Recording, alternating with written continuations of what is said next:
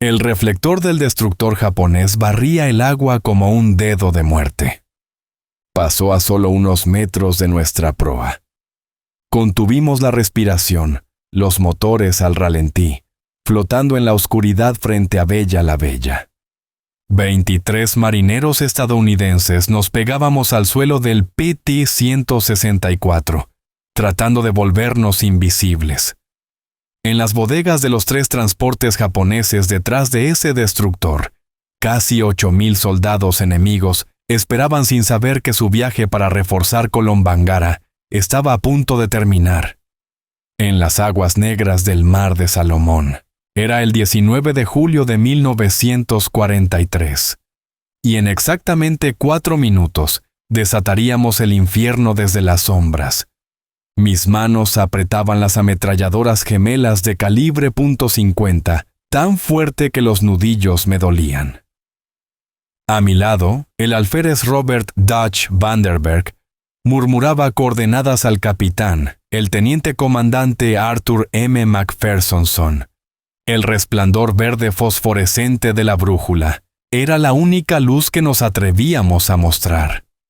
Detrás de nosotros, ocultos bajo la sombra de la luna proyectada por los picos volcánicos de Bella la Bella, esperaban los PT-168 y PT-171. Éramos el arma secreta de Estados Unidos, y la Marina Imperial japonesa estaba a punto de descubrir por qué la oscuridad ya no era su aliada.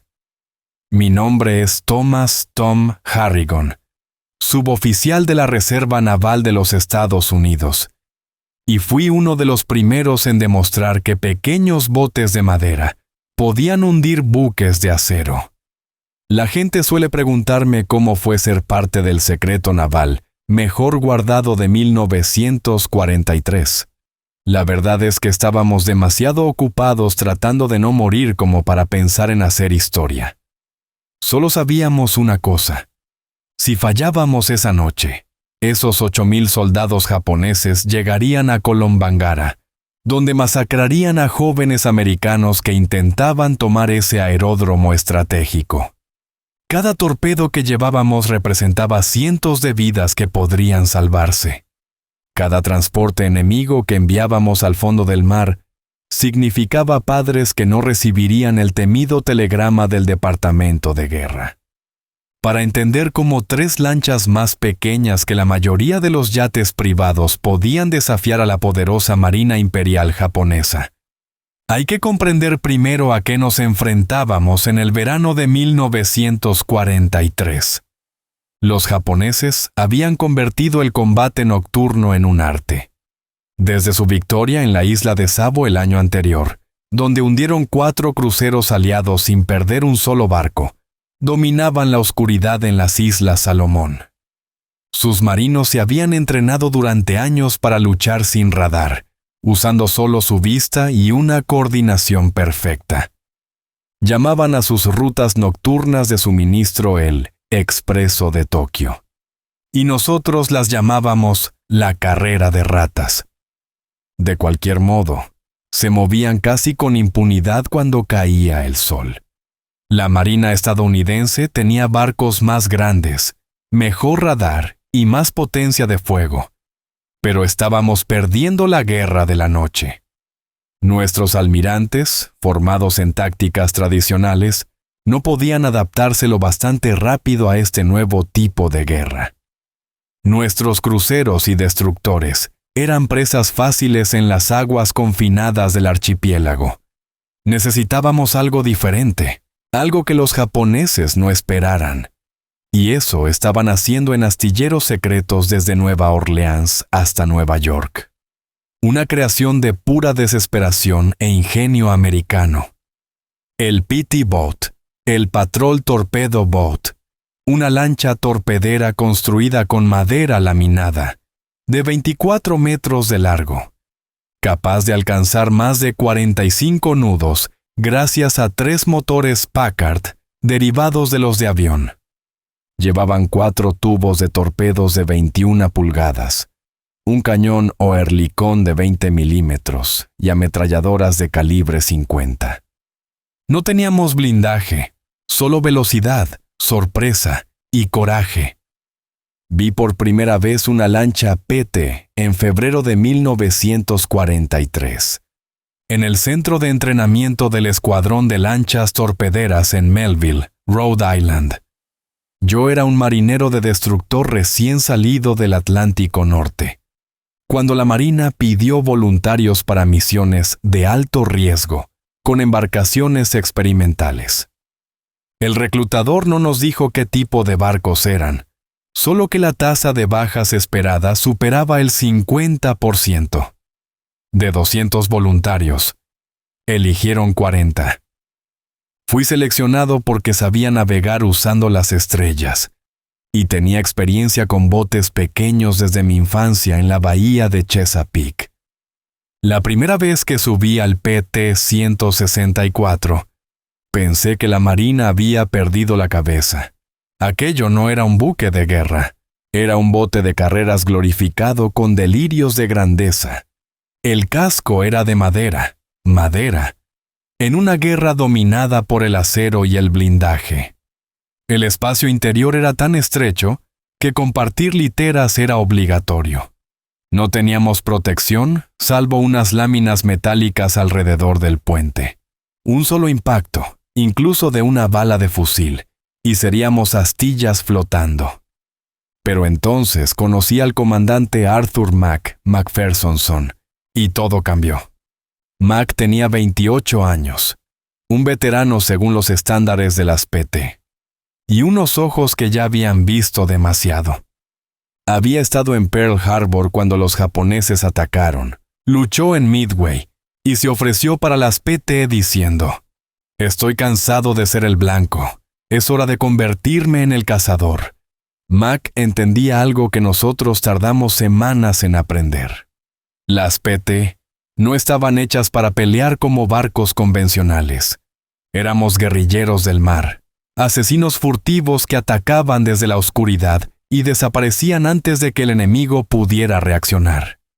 Nuestra tripulación era una colección de inadaptados geniales, hombres que jamás habrían coincidido en un barco regular de la Marina. El teniente Dutch Vanderberg, nuestro segundo al mando, era profesor de matemáticas en Yale, capaz de calcular soluciones de disparo mentalmente más rápido que cualquier regla de cálculo. El jefe maquinista Carlos Charlie Mendoza, mecánico de motores de carrera en Los Ángeles antes de la guerra, sabía hacer que nuestros motores Packard rugieran como leones o ronronearan como gatos, según la situación.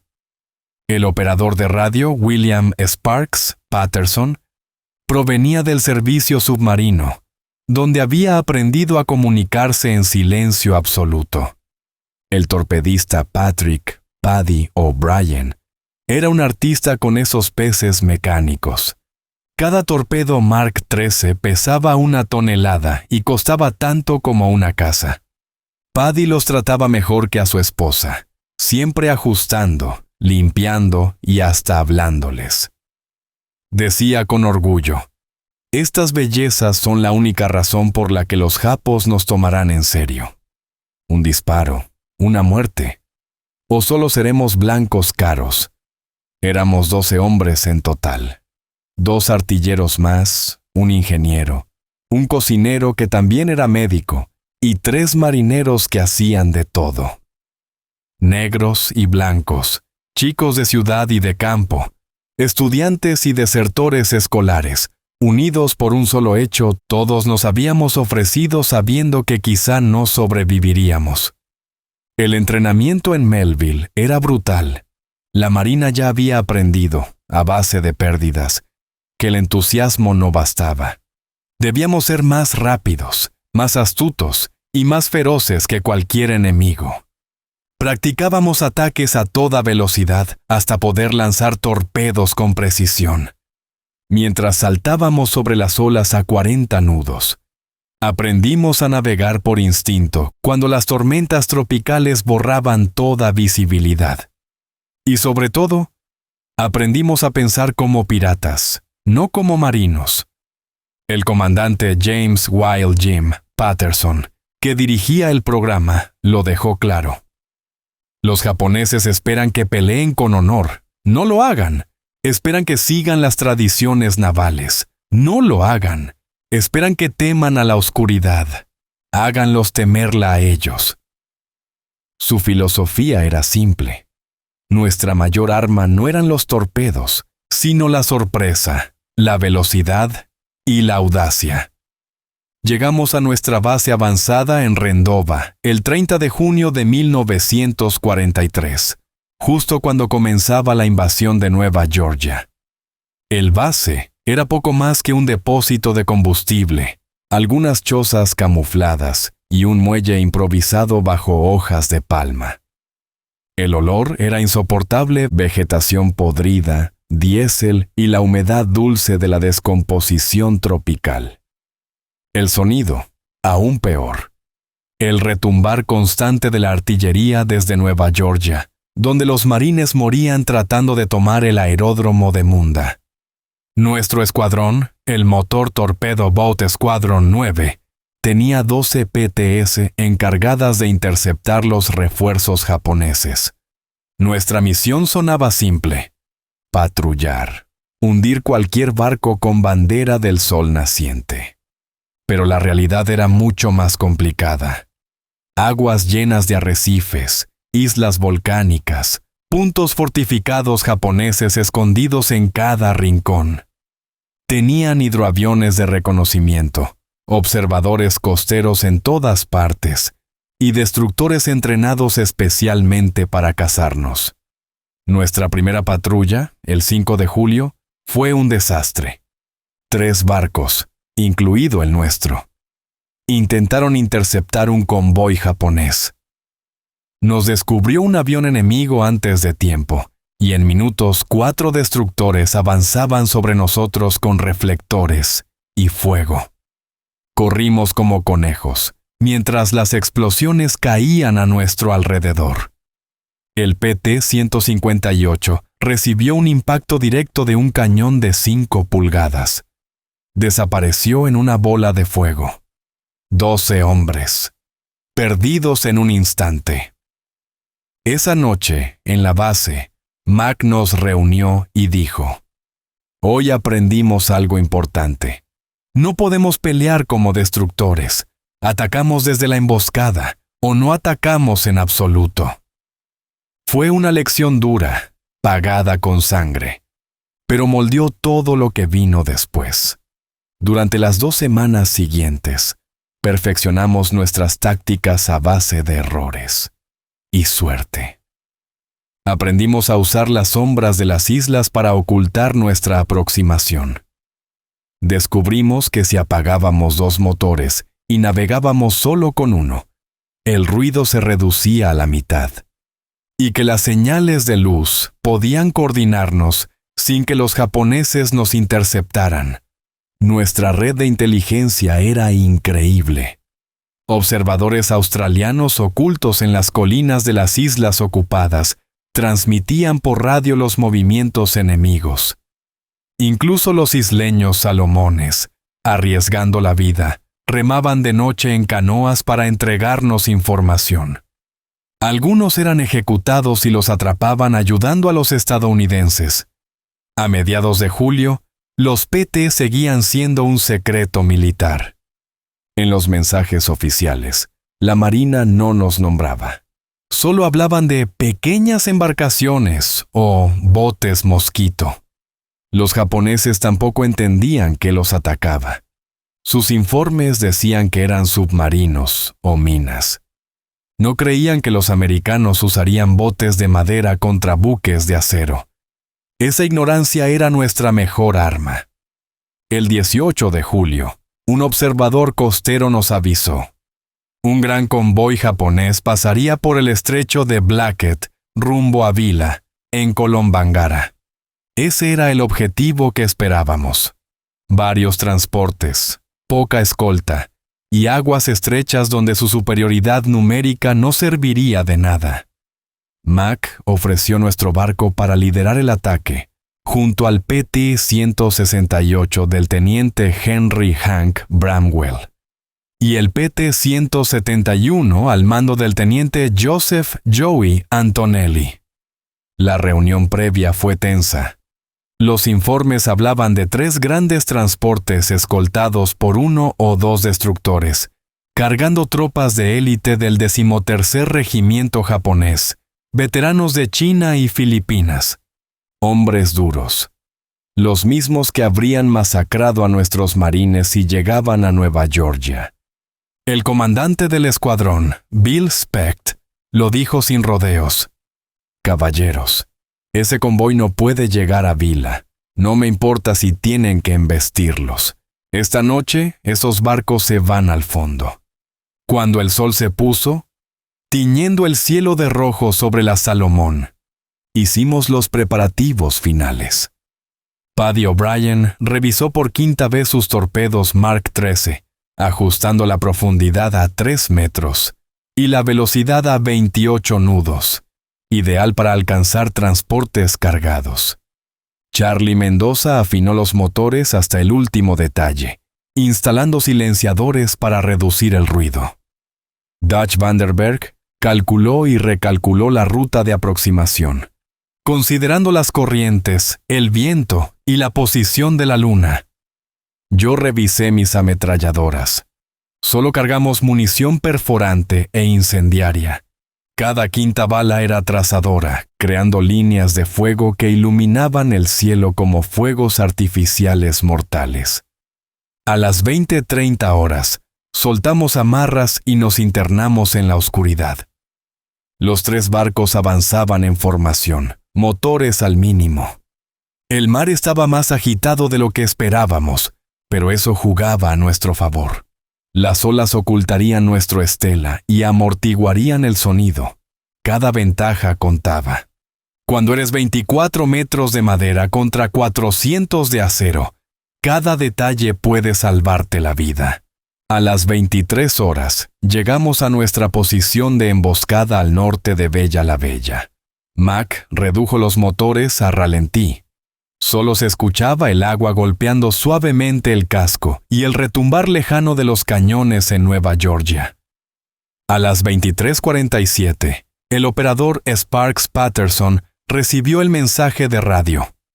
3 barcos grandes, 2 escoltas, rumbo 280. Velocidad 18 nudos. Distancia 15 millas. La caza había comenzado. Encendimos 2 motores y avanzamos lentamente hacia el punto de intercepción. El cálculo era simple. Ellos avanzaban a 18 nudos. Nosotros podíamos alcanzar 35 sin levantar demasiada espuma. Si llegábamos en el momento justo, los interceptaríamos en la parte más estrecha del estrecho, donde no podrían maniobrar. A las 0:18 del 20 de julio, Dutch los avistó con sus binoculares. Oscuras siluetas contra el cielo estrellado. 2 destructores al frente, 3 transportes detrás y otro destructor cerrando la formación. Sin luces, pero perfectamente ordenados. El plan de Mac era simple y suicida. El PT-168 atacaría por babor, el PT-171 por estribor, y nosotros iríamos directo al centro, entre los 2 destructores, hacia el transporte líder. Si salía bien, causaríamos el máximo caos. Si salía mal, moriríamos todos. «Avance lento», murmuró Mac. Nos acercamos a 5 nudos, dejando que el convoy viniera hacia nosotros. A 2000 yardas podíamos oír sus motores, el zumbido profundo de los gigantes avanzando. A 1500 yardas distinguíamos detalles. Las estructuras del puente, las grúas de carga, figuras moviéndose en cubierta. A 1000 yardas, Mac dio la señal. 3 clics en la radio. Los 3 PT aceleraron al unísono. Los motores rugieron, levantando la proa del agua. Avanzamos a 40 nudos, rompiendo la noche como relámpagos. Los japoneses no tuvieron tiempo de reaccionar. Sus vigías, entrenados para buscar submarinos o destructores, jamás imaginaron enemigos tan rápidos y tan cerca. Entramos entre los dos destructores a tiro directo de sus puentes de mando. Abrí fuego con mis ametralladoras .50, barriendo el puente del destructor más cercano, viendo las trazadoras chocar contra el acero. ¡Fuego 1! ¡Fuego 2! Gritó Paddy. Los torpedos salieron rugiendo del tubo a solo 600 yardas, demasiado cerca para fallar. 2 estelas de burbujas cruzaron el agua. Segundos después. ¡Boom! El primer torpedo golpeó justo bajo el puente del transporte. Una columna de fuego y agua iluminó la noche. El segundo impactó en el centro del barco, partiéndolo en 2. 8,000 toneladas de acero se alzaron un momento, y luego se partieron como si fueran de cartón. A través del resplandor y el humo, vimos a cientos de soldados japoneses cayendo al mar. Sus gritos se mezclaban con el rugido de los motores y el fuego enemigo. El PT-168 atacó segundos después. Sus 2 torpedos Mark 13 impactaron de lleno en el segundo transporte. Ese barco transportaba municiones y combustible para la guarnición japonesa en Vila. La explosión fue tan brutal que nos derribó a todos. Un muro de fuego barrió el mar y una ola de aire ardiente golpeó nuestro casco. Fragmentos encendidos llovían sobre nosotros. El fuego comenzó a extenderse en la cubierta de madera. Pateábamos, gritábamos, apagando llamas con las botas y las manos. Los destructores enemigos finalmente reaccionaron. Sus cañones antiaéreos de 25 milímetros comenzaron a disparar. Trazadoras verdes cortaban la noche como lanzas. El mar hervía con los impactos. El haz blanco del reflector nos alcanzó de lleno, cegador. Inmisericorde. ¡Maldita sea, nos tienen!, gritó Mac. El destructor a estribor viró bruscamente hacia nosotros, intentando embestirnos. A esa velocidad, teníamos menos de 10 segundos antes del impacto. Mac giró el timón con fuerza y empujó los aceleradores más allá de sus límites. Los motores Packard rugieron como bestias enfurecidas. El PT-164 giró tan rápido que casi volcamos. Pasamos a menos de 3 metros de la proa del destructor. Pude ver los rostros de los marineros japoneses, sus ojos abiertos de sorpresa, mientras disparaba todo mi cargador directamente al puente. «¡Eso es por el 158!», gritó alguien detrás de mí. El PT-171, en cambio, no tuvo tanta suerte. Joey Antonelli había alineado un tiro perfecto, pero los reflectores lo atraparon antes de poder lanzar. Los cañones enemigos abrieron fuego. Una línea de impactos cruzó su proa. Uno alcanzó un torpedo, pero no explotó. Por milagro, la cabeza de guerra no se había armado aún. El 171 comenzó a echar humo, con un motor fuera de servicio y agujeros en la línea de flotación. Tuvo que retirarse. Nosotros intentamos un segundo ataque, pero ya no había sorpresa. Cada barco japonés disparaba en todas direcciones. Las trazadoras iluminaban el mar como un infierno verde. Los cañones principales de 5 pulgadas empezaron a rugir. Un solo impacto podía partirnos en 2. «¡Lanza los 2 últimos y salgamos de aquí!», gritó Mac sobre el estruendo. Paddy lanzó los torpedos restantes contra el transporte que quedaba, pero el capitán japonés maniobró a tiempo.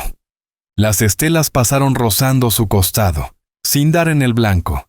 Ya no quedaba nada que hacer. Giramos hacia el sur a toda potencia, zigzagueando entre columnas de agua levantadas por los disparos. Detrás de nosotros, el mar era fuego y caos. El PT-168, aún bajo fuego, logró impactar un último torpedo en el transporte en llamas. El barco estalló como un volcán, y las explosiones secundarias iluminaron todo el estrecho. 2 de los 3 transportes enemigos habían sido destruidos. Más de 6,000 soldados japoneses se hundieron con ellos. El tercero y los destructores escaparon, pero su misión estaba perdida. Nos reagrupamos a unas 5 millas al sur. Los 3 barcos maltrechos, pero vivos. El PT-171 era el más dañado, con decenas de agujeros en el casco. Nos acercamos para ayudar a transferir a los heridos, mientras los mecánicos tapaban grietas con mantas y chalecos salvavidas. El 168 había perdido su antena de radio y presentaba daños por metralla, pero seguía navegable. El nuestro, milagrosamente, casi intacto. Solo algunos agujeros pequeños y un cañón recalentado. Habíamos sobrevivido y habíamos cumplido la misión. 2 transportes enemigos en el fondo. Miles de soldados menos para enfrentarse a los nuestros. El tercero, aterrado, dio media vuelta rumbo a Rabaul. El regreso fue una pesadilla silenciosa. Al amanecer, hidroaviones japoneses patrullaban la zona. Nos escondimos entre las islas, cubriendo el barco con ramas de palma, motores apagados, sin movernos, sin respirar. Tardamos 14 horas en regresar a la base de Rendova, un viaje que en condiciones normales tomaría 3. Allí nos esperaba un interrogatorio interminable. Los oficiales de inteligencia querían saberlo todo. Tácticas japonesas, tiempos de reacción, precisión de los torpedos. Cada detalle serviría para entrenar a las demás escuadras de PT en el Pacífico. Pero lo más importante no fueron los datos, sino el mensaje. Las comunicaciones japonesas interceptadas decían: nuevas armas americanas, lanchas torpederas de alta velocidad, aparecen de la nada. Por primera vez, la Marina Imperial japonesa tenía miedo de la oscuridad. Ya no podían moverse libremente de noche. Cada sombra podía ocultar una lancha PT. Cada ruido podía ser el rugido de motores americanos acercándose. Durante las semanas siguientes, los japoneses cambiaron toda su estrategia de suministro. Los convoyes se hicieron más grandes, las escoltas se duplicaron y luego se triplicaron. Empezaron a usar hidroaviones con reflectores para vigilar de noche. Todo eso significaba una sola cosa: menos provisiones, menos refuerzos, más hambre y más derrotas para sus tropas en tierra. El efecto psicológico fue aún más poderoso que el militar. Los soldados japoneses que esperaban refuerzos que nunca llegaban empezaron a perder la esperanza. Los comandantes, incapaces de garantizar entregas, tuvieron que cancelar operaciones enteras. El mito de la invencibilidad japonesa en la noche se rompió para siempre. Todo gracias a botes de madera tripulados por jóvenes americanos que apenas sabían navegar antes de la guerra. Nuestro éxito impulsó la expansión del programa de PT Boats. Se construyeron bases nuevas en las Salomón, en Nueva Guinea, y luego por todo el Pacífico. Los barcos mejoraron, más blindaje, mejor radar, motores más potentes. Las tácticas que habíamos aprendido a sangre y fuego se convirtieron en doctrina oficial. Pero el precio fue alto. 2 semanas después de nuestra victoria, el PT-166 golpeó una mina. Ningún sobreviviente. El PT-162 quedó sin motores y fue alcanzado a plena luz del día. Fue destruido con toda su tripulación. Y Joey Antonelli, el capitán del PT-171, fue asesinado por un francotirador mientras repostaba en una base avanzada. Cuando me enviaron de regreso a los Estados Unidos, en octubre de 1943, nuestro escuadrón había perdido 7 barcos y 73 hombres. pero habíamos hundido o dañado más de 40 barcos japoneses, desde destructores hasta barcazas. Miles de soldados enemigos jamás llegaron a su destino. Volví al Pacífico en 1944, ya como segundo al mando del PT 321 en Filipinas. Los nuevos barcos eran mejores, radar, blindaje, torpedos confiables.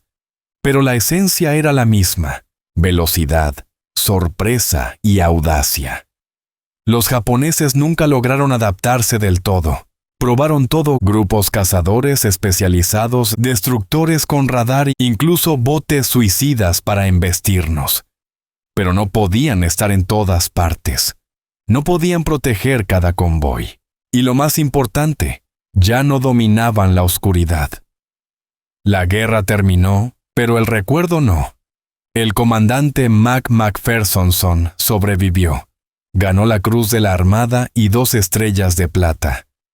Siguió en servicio, y años después comandó un escuadrón de destructores en Corea. Murió en 1987. En su funeral, su hijo me dijo: «Papá siempre decía que en las PT aprendió lo que era el verdadero valor, no la ausencia de miedo, sino actuar a pesar de él».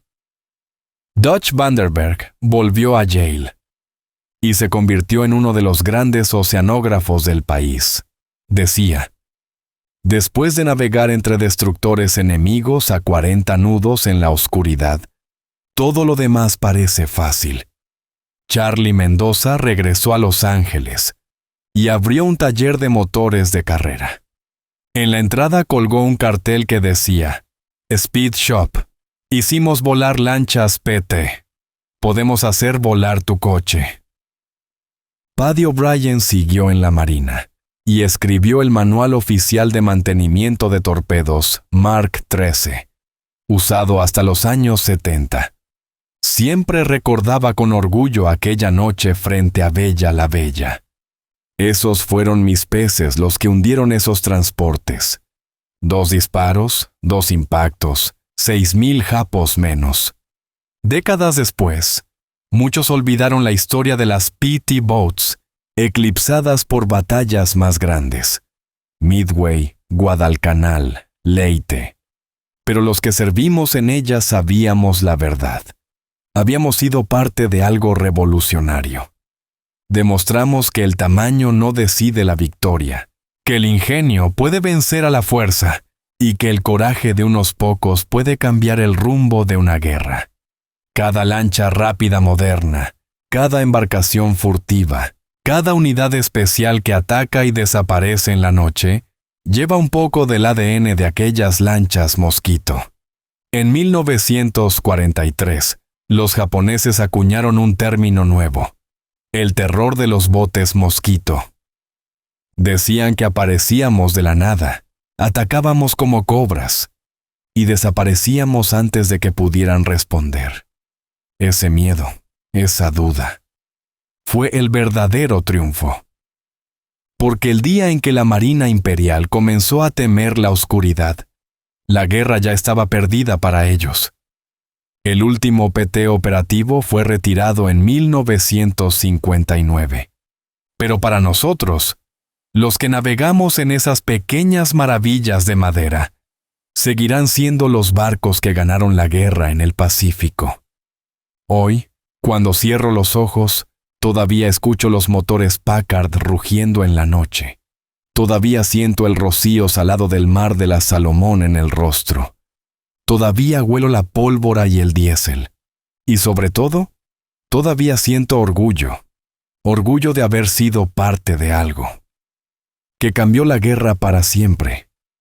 Éramos jóvenes, éramos temerarios, y atacábamos desde las sombras. Los japoneses aprendieron a temer la oscuridad que una vez dominaron. Y nosotros demostramos que la libertad, cuando se defiende con coraje, puede brillar incluso en la noche más profunda. Éramos pequeños, rápidos y mortales. Éramos el arma secreta de América. Y desde las sombras, cambiamos el curso de la historia. Cuando la gente me pregunta si me siento orgulloso de mi servicio, si valió la pena arriesgar la vida por un puñado de botes de madera, solo les cuento una noche, la del 20 de julio de 1943. 3 pequeñas lanchas torpederas, hechas de contrachapado, se lanzaron contra un convoy enemigo lleno de tropas. Y lo detuvieron. Salimos de la oscuridad, atacamos, y desaparecimos antes de que el enemigo pudiera reaccionar. Aquella noche demostramos algo más grande que el poder de las armas. Demostramos lo que significa la imaginación y el coraje de un pueblo libre. Los japoneses quedaron asombrados, no solo por los botes, sino por lo que representaban.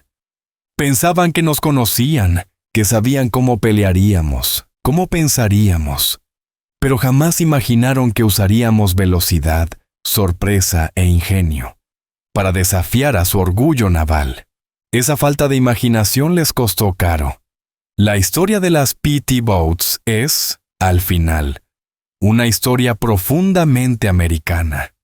Tomamos un concepto británico, lo impulsamos con motores de avión, lo armamos con torpedos de destructores, y lo tripulamos con muchachos que, meses antes, ni siquiera habían visto el océano. No debería haber funcionado, pero funcionó. Porque nos negamos a rendirnos. Porque transformamos cada desventaja en una oportunidad. Mientras los almirantes más viejos se burlaban de nosotros, llamando a las PT juguetes, los jóvenes demostramos que esos juguetes tenían dientes y que podían cambiar el rumbo de una guerra. Cada vez que leo sobre la guerra moderna, barcos furtivos, misiles, drones, veo en ellos el espíritu de nuestras viejas lanchas de madera. Demostramos que la guerra naval no tenía que ser una lucha entre gigantes de acero a 20,000 yardas. Podía ser cuestión de velocidad, astucia y sorpresa. Cada lancha rápida actual, cada fuerza especial que ataca desde la oscuridad, lleva un poco del alma de aquellos botes mosquito. Los japoneses los llamaron el terror de los botes mosquito. Y con razón. En entrevistas después de la guerra, los oficiales enemigos confesaron que debían planificar cada misión, como si una PT Boat pudiera estar esperándolos en cualquier sombra. Gastaban recursos, combustible y hombres, defendiéndose de amenazas que a veces ni existían. El almirante japonés Tanaka Raiso lo resumió así: los botes torpederos americanos fueron nuestras peores pesadillas. Los submarinos podíamos cazarlos, los aviones podíamos verlos venir. Pero estos demonios de madera aparecían de la nada, atacaban como serpientes y desaparecían en la noche. Nos hicieron temer la oscuridad que alguna vez dominamos. Ese miedo, esa duda sembrada en el corazón del enemigo, fue más poderosa que cualquier torpedo. Marcó el punto exacto en que el imperio japonés empezó a perder la guerra. Hoy, décadas después, cuando miro las viejas fotos y los recortes amarillentos en mi estudio, aún puedo escuchar el rugido de los motores Packard, sentir el rocío del mar de la Salomón en el rostro, y el olor a pólvora mezclado con diésel. Éramos solo muchachos, pero en aquellas noches oscuras nos convertimos en hombres. Luchábamos una guerra que no empezamos, pero que estábamos decididos a terminar. Atacábamos desde la oscuridad, porque en ella éramos más fuertes, y en esas sombras demostramos que la libertad puede brillar, más que cualquier sol naciente. Éramos pequeños, éramos rápidos, éramos mortales, éramos la flota de los mosquitos, la que derrumbó un imperio o un torpedo a la vez.